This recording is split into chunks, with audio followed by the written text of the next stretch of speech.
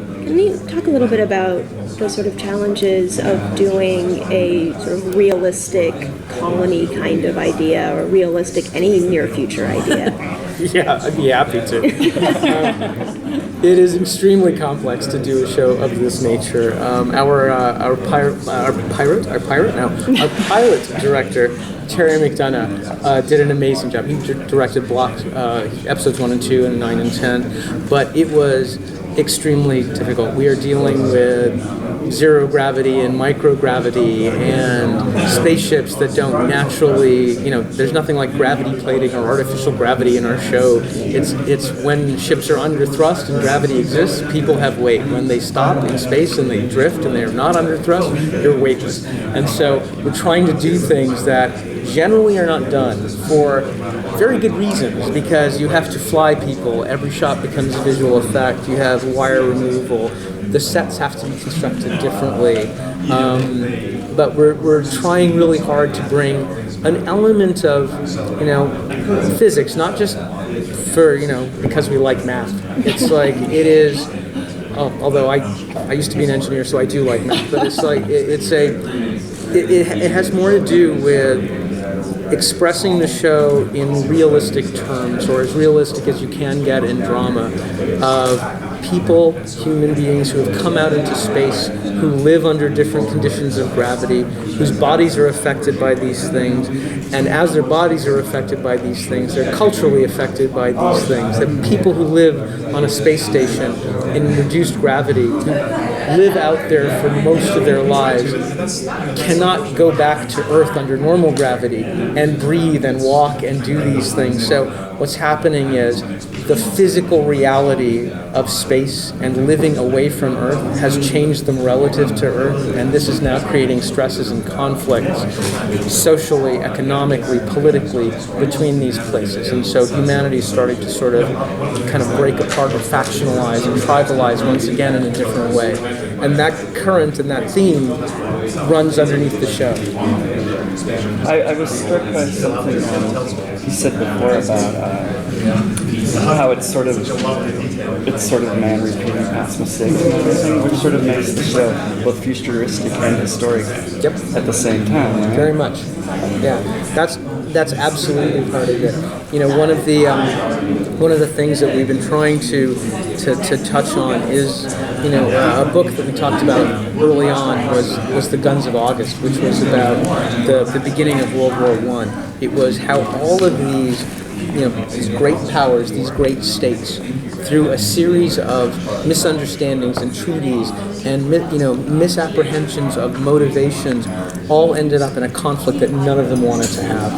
And that's a deep element that kind of works underneath the storyline, and you do feel that. We always talk about historical analogs for the events that we're seeing in the books, and we try to make a direct connection with them. As we're thinking about storylines, obviously turning them into new things. We're not just we're not doing the Kennedy assassination. It's like in space. It's not that. But yeah, it is, because I think any student of history knows it's like there's a discomforting and disturbing regularity with the way things seem to unfold in human history. We seem to make the same stupid mistakes a lot.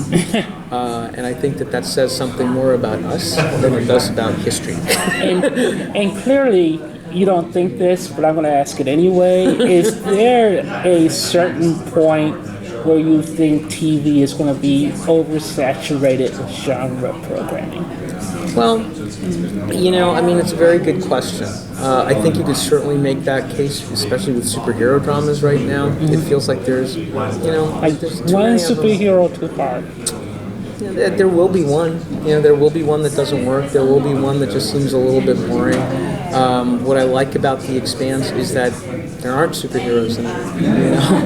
But I noticed you threw the superhero genre under the bus. I'm not throwing it under the bus at all. There's a lot of it that I really quite love. I mean, it's like, and I grew up on the material, but I think that when it's like this. I would have given you the exact same answer, at different times in the history of television about cop shows or lawyer shows or doctor shows. It's the same. It's the same argument, because what you're saying is that there's a sameness to storytelling when you do too much of anything, and that's just not healthy for storytelling. It's like there are other things that you can do than talking about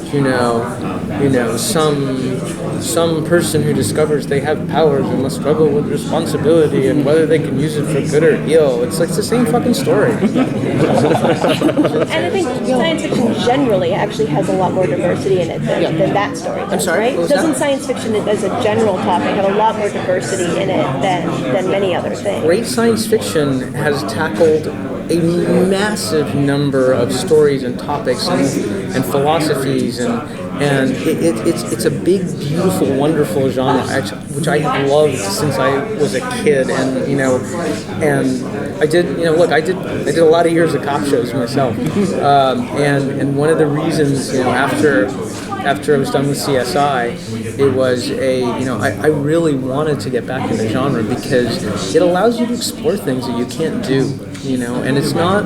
I'm fond of saying that it's not a subset of things. It's a superset of things. It's that within the scope of a science fiction show, you can do a police drama or a legal show or a medical show. All of these things exist in these places.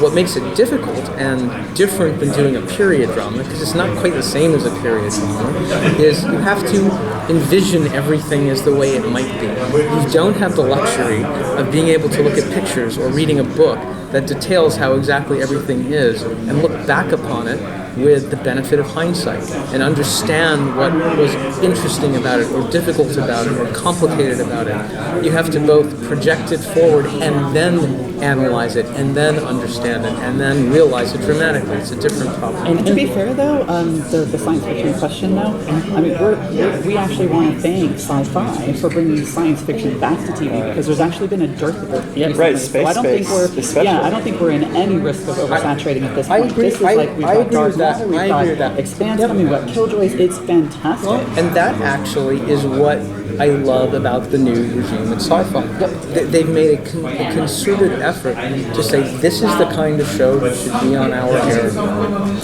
I think there are too many zombie shows on television. Yeah. Okay? Can I, I still watch Walking Dead every week. you said that you have a sort of a background in engineering. Does that make doing the science fiction part interesting or different, or do you guys have experts you call in for stuff? Well, Ty and Daniel did a massive amount of research when they did the books. So since we're following the books pretty closely, and in terms of battle sequences, the things they invented, like sort of the specific problems that occur because you've got a ship that's spinning as well as, in the midst of a 2G burn. I mean, they figured out stuff like that already, so you don't have to, but they spent plenty of time consulting with, NASA astrophysicists, etc., because there are some really unusual problems that occur. But, look, we're also, the other question that comes up is, where's all the technology in the show? Where's the damn singularity? It's like hundreds of years later. It's like, and Ty and Daniel always go, the technology's there. It's just that we're not a techno porn show. We're not about devices. But do you set yourself up for criticism? Because then if you establish an internal logic to how the future tech works, and then you break that logic, are you writing yourself in a hole? We're trying not to break that logic, but we're trying to.